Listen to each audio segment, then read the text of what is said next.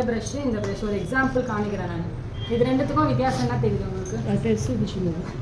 அது கொஞ்சம் நல்லா இது ரவுண்டா இருக்கு, இது ஒரு மாதிரி. இப்போ பாருங்க, இந்த மாதிரி ரவுண்டா வருதுல்ல, இந்த மாதிரி ரவுண்டா வர்றது வந்து பிளெண்டிங் ப்ரஷ். இந்த மாதிரி பட்டையா இருக்கு பார்த்தீங்களா, இது வந்து அப்ளிகேஷன் ப்ரஷ். இந்த இடத்துல பட்டையா இருக்குது, இது வந்து அப்ளை பண்றதுக்கு யூஸ் பண்றது, இது வந்து பிளெண்ட் பண்றது. எழுதிக்கணுமா? அதனால தான் இத்தனை ப்ரஷ் இருக்கிறதுனால தான் நான் சொல்றேன். ஏன்னா வந்து நீங்க பண்ணும்போது கன்ஃபியூஸ் ஆயிடுவீங்க. எப்படி மேம் பண்ணுங்க? அதனால தான் சொல்றேன். இது வந்து அப்ளை பண்றதுக்கு, அப்ளைனா அப்ளை வெறும் அப்படி அப்ளை பண்றது. பிளெண்டிங் மீன்ஸ் நல்லா ஸ்கின்னுக்குள்ள போய் பிளெண்ட் ஆகணும், ஸ்கின்னுக்குள்ள பவுடர்லாம் போடுறது போகணும். அப்போ வந்து எதெல்லாம் வந்து பிளெண்டிங், இதுவும் ஃபவுண்டேஷன் ப்ரஷ் தான்.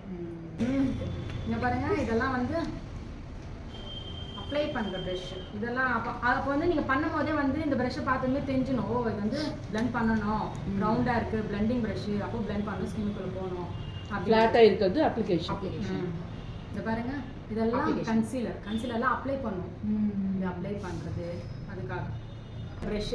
இந்த ப்ரஷ் யூஸ் பண்ணோம். இப்போ பிளேட்டில் வச்சுக்கிட்டிங்கன்னா பிளேட்லேருந்து எடுத்து நல்லா பிளெண்ட் பண்ணணும். பிளெண்ட் பண்ணுறதுனா நல்லா வந்து ஸ்கின்னுக்குள்ளே இன்சர்ட் ஆகணும் ப்ராடக்ட்.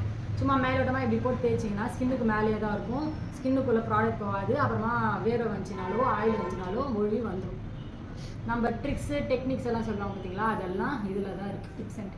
டிப்ஸ் அண்ட் ட்ரிக்ஸ் எல்லாமே இதுதான். நீங்கள் என்ன ப்ராடக்ட் நீங்கள் ஒரு இப்போ 4000 ரூபாய் ஹுடா பியூட்டி யூஸ் பண்ணாலுமே நீங்கள் இந்த டெக்னிக்கெல்லாம் யூஸ் பண்ணல அப்படின்னா மேக்கப் ரிமூவ் ஆகும், பேச்சஸ் வரும், எல்லாமே வரும்.